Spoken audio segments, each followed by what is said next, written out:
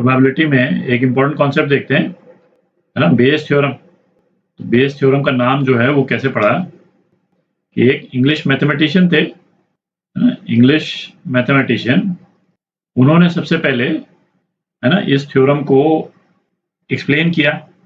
अच्छा, इंटरेस्टिंग बात ये है कि बेयस के जीते जी जो है वो इस थ्योरम को कोई पब्लिसिटी मिली नहीं। जब उनकी डेथ हो गई तो उसके बाद में आप सोचें 1763 में, लगभग आज से 250 साल पहले, उन्होंने मैथ्स में जो काम किया था, है ना, उसका पब्लिकेशन हुआ और उसके बाद में जो है वो बेयस थ्योरम जो है वो काफ़ी वाइडली रिकॉग्नाइज हुई और प्रोबेबिलिटी के फील्ड में, है ना, ये काफ़ी इंपॉर्टेंट कॉन्सेप्ट माना जाता है। बेयस थ्योरम का कॉन्सेप्ट देखते हैं। अच्छा, तो अब तक जो है प्रोबेबिलिटी से रिलेटेड जो भी अपन ने, है ना, क्वेश्चंस एग्जांपल्स वगैरह किए, उसमें अपन क्या करते थे कि किसी भी, हमारा एम क्या होता था कि किसी रैंडम एक्सपेरिमेंट का जो आउटकम है, हम उस आउटकम की प्रोबेबिलिटी निकालते थे। ठीक है, तो जैसे हमने कहा कि भाई आपने डाइस को रोल किया, है ना, डाइस को रोल किया, ये नंबर्स जो हैं वो डिजिट्स आ सकते हैं। हमने किसी इवेंट को डिफाइन किया और उस इवेंट की प्रोबेबिलिटी क्या हुई होगी वो हम प्रेडिक्ट करते हैं। तो ये क्या है, ये आउटकम है, डाइस को रोल करने का ये आउटकम है, उसमें से किसी इवेंट की प्रोबेबिलिटी हमने प्रेडिक्ट की। ठीक। अच्छा, फिर हमने कंडीशनल प्रोबेबिलिटी देखी। कंडीशनल प्रोबेबिलिटी को हमने इस तरह से डिफाइन किया कि probability of event A given B has occurred. तो इस वाले केस में हम क्या करते थे, हम दो इवेंट्स को डिफाइन कर देते थे, है ना, इवेंट बी को भी डिफाइन करते थे। तो इवेंट बी को जैसे हमने डिफाइन कर दिया इवन नंबर, है ना, और इवेंट ए को सपोज हमने डिफाइन कर दिया नंबर 2, तो फिर हम बोलते थे कि गिवन बी हैज अकर्ड, ए के होने की प्रोबेबिलिटी क्या होगी। तो ये भी क्या हुआ, ये भी आउटकम को प्रेडिक्ट करने का एक तरीका हुआ। तो बी के सैंपल स्पेस में, है ना, कितने एलिमेंट्स हो गए, 3 एलिमेंट हो गए। ठीक है, और हमारा इवेंट ए में एक एलिमेंट है, तो भाई हमने कहा कि, है ना, इस वाले केस में probability of A given B has occurred 1/3 हो जाएगा। सैंपल स्पेस घट जाती थी, पर अभी भी हम क्या निकाल रहे हैं, आउटकम की प्रोबेबिलिटी निकाल रहे हैं। ठीक है। अच्छा, फिर हमने इंडिपेंडेंट इवेंट देखे। और इंडिपेंडेंट इवेंट के केस में तो वैसे भी मैंने बोला था कि भाई हम उनको इस तरह से विजुलाइज कर सकते हैं कि इवेंट जो है वो एक के बाद एक हो रहे हैं, एक के बाद एक हो रहे हैं, एक इवेंट ए, एक इवेंट बी, और एक के बाद एक विजुलाइज हम इसलिए कर सकते हैं क्योंकि इंडिपेंडेंट इवेंट बाय डेफिनेशन वो इस तरह के होते हैं कि एक दूसरे की प्रोबेबिलिटी को अफेक्ट नहीं कर सकते हैं। तो हमने डाइस को रोल किया और कॉइन को टॉस कर दिया, तो हम उसको एक के बाद एक विजुलाइज कर सकते हैं। और हमारा जो एक्सपेरिमेंट है वो कब कंप्लीट होता है ना, डाइस के रोल होने और कॉइन के टॉस हो जाने के बाद में इवेंट कंप्लीट होता है। तो इंडिपेंडेंट इवेंट्स के केस में भी हम क्या करते थे, आउटकम्स को प्रेडिक्ट करते थे, है ना। हमारा कुछ इवेंट जो है वो कुछ इस तरह से डिफाइंड होता था कि भाई डाइस में जो है वो इवन नंबर आ जाए, है ना, और कॉइन में सपोज हेड आ जाए। ठीक है। बेयस थ्योरम का जो कॉन्सेप्ट है वो इससे काफी डिफरेंट है। ठीक है, तो बेयस थ्योरम में पहले तो हम ये देखते हैं कि किस तरह की प्रॉब्लम्स को हम सॉल्व करते हैं, है ना। उससे आपको आइडिया लगेगा कि ये जो मैंने बोला ना कि अभी तक हम आउटकम्स की प्रोबेबिलिटी निकालते आए थे, उससे बेयस थ्योरम डिफरेंट कहाँ है ना। सबसे पहले तो उसका एक आइडिया ले लेते हैं। तो बेयस थ्योरम जो है वो किस तरह की प्रॉब्लम्स को सॉल्व करने के लिए हम यूज करते हैं, है ना, उसको देखते हैं पहले। तो बेयस थ्योरम में किस चीज की हम प्रोबेबिलिटी निकाल रहे हैं या निकालते हैं, या बेयस थ्योरम को किस चीज की प्रोबेबिलिटी निकालने के लिए हम यूज करते हैं, उसको देखते हैं। तो ये प्रॉब्लम स्टेटमेंट है ना, इस तरह की प्रॉब्लम जो है बेयस थ्योरम में आएंगी।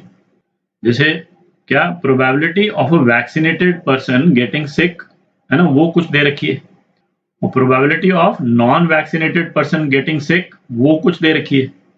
प्रॉब्लम स्टेटमेंट क्या है, if a person gets sick what is the probability that the patient was vaccinated. ठीक है, तो अब आप देखें इसमें सीक्वेंस क्या जा रहा है ना। अभी प्रोबेबिलिटी वगैरह नहीं निकाल रहे हैं, आप केवल इसको, है ना, समझने, विजुलाइज करने की और समझने की कोशिश करें कि कोई भी पर्सन है, उसके दो सिचुएशंस हो सकती हैं। भाई या तो वैक्सीनेटेड होगा या नॉन वैक्सीनेटेड होगा, ठीक है।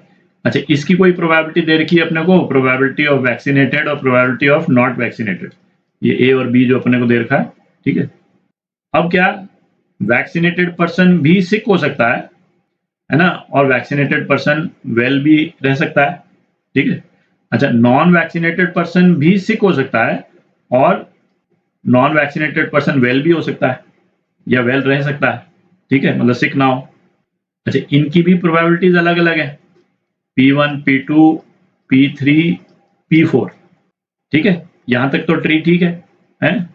अब देखिए प्रॉब्लम का फॉर्मुलेशन क्या है, इसमें क्या बोल रहा है, इफ अ पेशेंट गेट्स सिक, तो हमको गिवन क्या है इस केस में, ये गिवन है, ठीक है।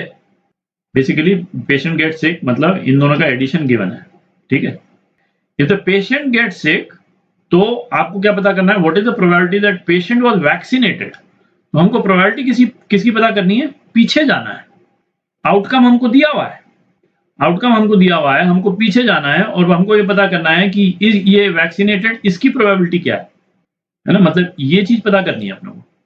आप देख रहे हैं जो फॉर्मुलेशन है प्रॉब्लम का, हम लेफ्ट से राइट नहीं जा रहे, हम एक तरह से राइट से लेफ्ट हैंड साइड जा रहे हैं, ठीक है।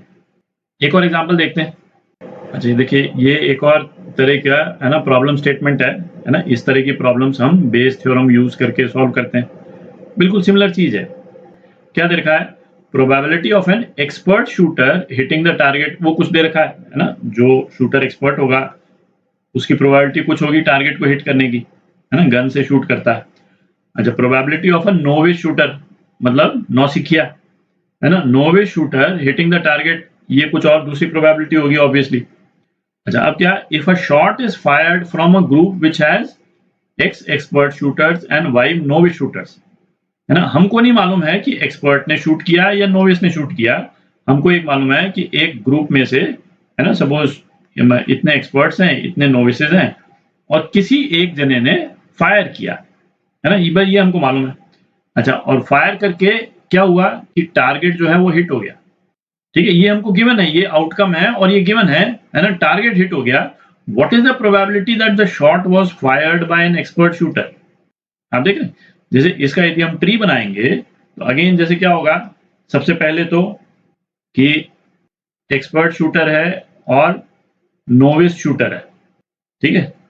तो प्रोबेबिलिटी होगी कि भाई एक्सपर्ट शूटर ने फायर किया होगा, प्रोबेबिलिटी होगी नोविस शूटर ने फायर किया होगा, ठीक है। अच्छा, एक्सपर्ट शूटर फायर करता है तो टारगेट को हिट करने की कोई एक प्रोबेबिलिटी है। अच्छा, ये मिस भी कर सकता है, एक्सपर्ट शूटर भी मिस कर सकता है ना, मतलब जो प्रोबेबिलिटी होगी हिट करने की, तो 1 माइनस दैट प्रोबेबिलिटी, मिस करने की प्रोबेबिलिटी हो जाएगी। अच्छा, नोविस शूटर भी हिट कर सकता है, ठीक है, तो हिट करने की कुछ प्रोबेबिलिटी होगी और मिस करने की कुछ प्रोबेबिलिटी होगी। अच्छा, हमको क्या दे रखा है यहाँ पे, हमको ये दे रखा है ना, ये हमको दे रखा है कि हिट हुआ है, किसने हिट किया हमको नहीं मालूम है, पर हिट हो गया है। तो हमको क्या पता करना है कि प्रोबेबिलिटी की एक्सपर्ट शूटर ने शॉट को फायर किया होगा। आप देख रहे हैं प्रॉब्लम स्टेटमेंट में, है ना, रेडिकली डिफरेंट है।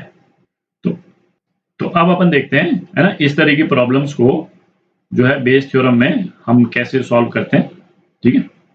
तो बेस थ्योरम को हम क्या बोलते हैं, बेस थ्योरम को हम बोलते हैं कि ये प्रोबेबिलिटी ऑफ कॉज निकालता है।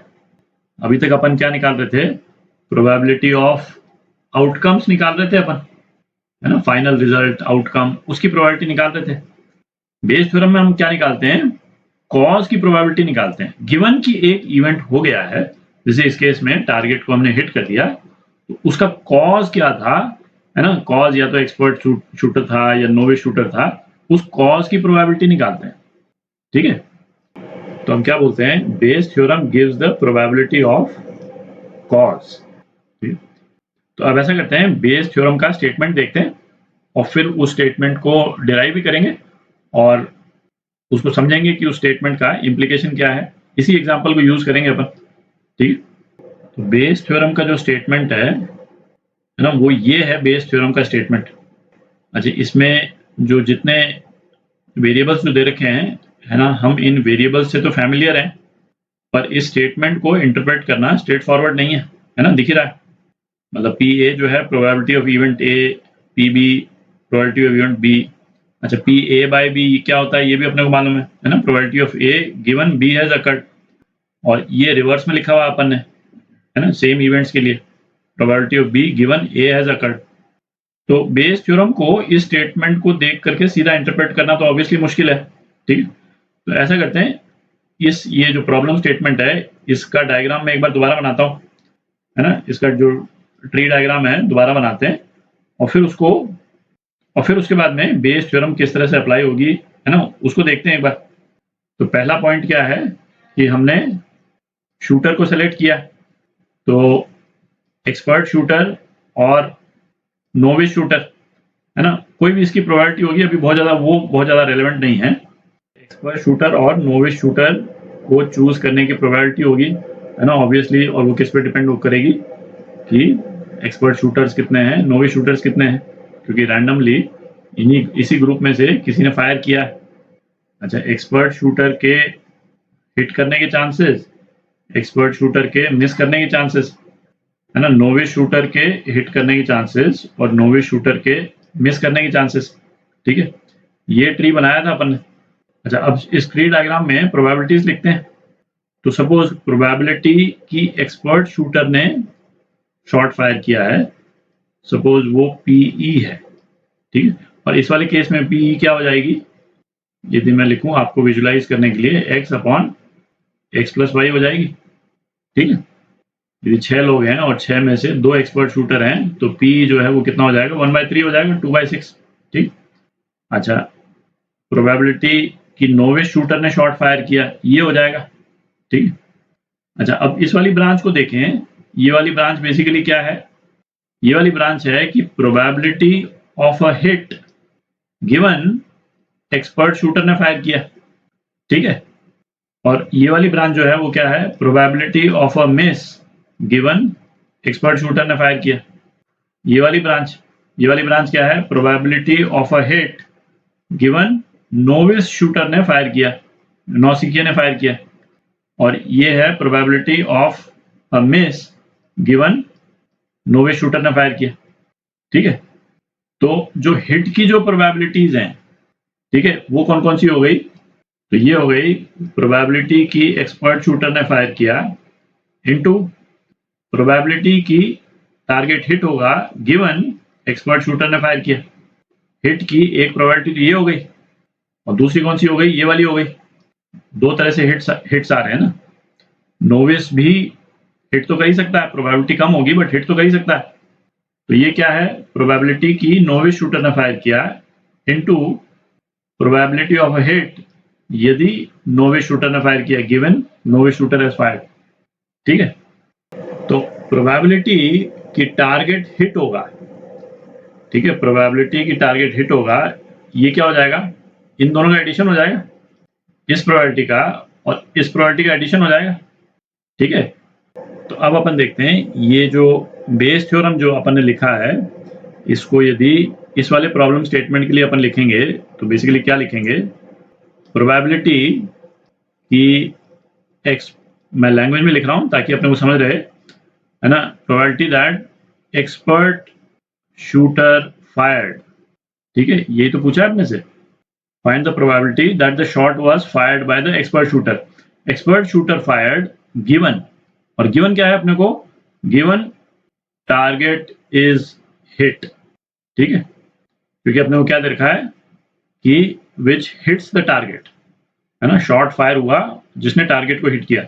और हमको प्रोबेबिलिटी निकालनी है कि एक्सपर्ट शूटर ने फायर किया होगा वो वाला शॉट, और ये किसके बराबर हो जाएगा, प्रोबेबिलिटी की एक्सपर्ट शूटर ने फायर किया पीई इनटू प्रोबेबिलिटी की बी क्या है, टारगेट इज हिट, है ना।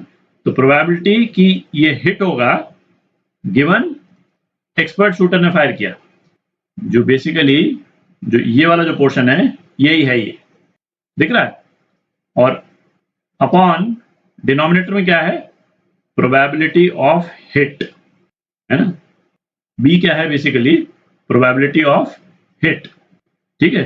और प्रोबेबिलिटी ऑफ हिट जो है वो क्या है, इन दोनों का सम है है ना, इसको मैं यदि 1 बोल देता हूं और इसको 2 बोल देता हूं, तो प्रोबेबिलिटी ऑफ हिट क्या है, 1 + 2 है, दिख रहा है। तो अब आप देख सकते हैं कि हम इसमें कर क्या रहे हैं बेस थ्योरम में, कि जो आउटकम है, आउटकम क्या है कि टारगेट हिट हुआ है ना, उसकी हम टोटल प्रोबेबिलिटी निकाल लें, है ना। ये अपन ने टोटल प्रोबेबिलिटी निकाल ली, चाहे एक्सपर्ट फायर करे चाहे नोविस फायर करे, टारगेट के हिट होने की टोटल प्रोबेबिलिटी इतनी है, ठीक है। 100% प्रोबेबिलिटी तो नहीं है टारगेट हिट होने की, क्योंकि मिस भी होगा, एक्सपर्ट भी मिस करेगा, नोविस भी मिस करेगा, ठीक है। और उसके कॉज के रूप में अपने को क्या पता करना है कि क्या प्रोबेबिलिटी है कि एक्सपर्ट ने फायर किया होगा। तो एक्सपर्ट के हिट होने की प्रोबेबिलिटी को हिट होने की टोटल प्रोबेबिलिटी से हमने डिवाइड कर दिया, ठीक है। तो बेसिकली एक्सपर्ट हिट करेगा, उसकी ये प्रोबेबिलिटी है, और हिट होने की टोटल प्रोबेबिलिटी ये है। इन दोनों को अपन ने डिवाइड कर दिया यहाँ पे, और यही बेस थ्योरम है, ठीक है। तो वैसा करते हैं, एक एग्जांपल करते हैं, है ना, उससे क्लियर हो जाएगा ये। तो एग्जांपल करते हैं, a group of 10 chess players has 3 grandmasters and 7 average players. The probability of a student winning against a grandmaster is 0.1, है ना, obviously grandmaster है, and winning against an average player is 0.8. If the student plays against any player drawn randomly from the group and lost, ठीक है, what is the probability that the student played against a grandmaster? तो इसका tree बनाते हैं। पहला तो student जो है वो किसके साथ खेला होगा, या तो ग्रैंड मास्टर के साथ खेल सकता है, और या फिर एवरेज प्लेयर को मैं ए वी लिख देता हूँ, है ना, एवरेज प्लेयर। ग्रैंड मास्टर के साथ खेलने की प्रोबेबिलिटी क्या है, 3/10, क्योंकि 3 ग्रैंड मास्टर्स हैं 10 प्लेयर्स में से, और एवरेज प्लेयर के साथ खेलने की प्रोबेबिलिटी उसकी कितनी है, इतनी है। ग्रैंड मास्टर के अगेंस्ट में भी स्टूडेंट जीत सकता है और लूज भी कर सकता है, ठीक है। विनिंग की प्रोबेबिलिटी कितनी देर की है, 0.1, है ना, ये 0.1, और ग्रैंड मास्टर से हारने की प्रोबेबिलिटी कितनी है, 90%। अच्छा, एवरेज प्लेयर के अगेंस्ट में स्टूडेंट जो है वो 0.8 प्रोबेबिलिटी है कि वो जीत जाएगा, और 0.2 प्रोबेबिलिटी है कि वो हार जाएगा, ठीक है। अच्छा, अब अपने से जो पूछा है ना, उसका स्टेटमेंट हम, जो बेस थ्योरम का स्टेटमेंट है, उसके रूप में लिखेंगे। तो हमको प्रोबेबिलिटी किसकी निकालनी है, प्रोबेबिलिटी की student played with grand master given क्या है कि ही लॉस्ट, ठीक है, स्टूडेंट जो है वो हार गया।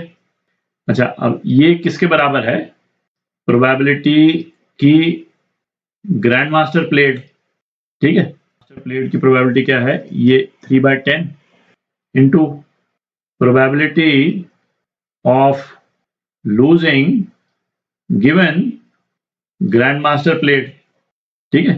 तो probability of losing given grand master played ये कौन सी हो गई, 0.9 हो गया, ठीक है, और upon probability of losing total, ठीक है।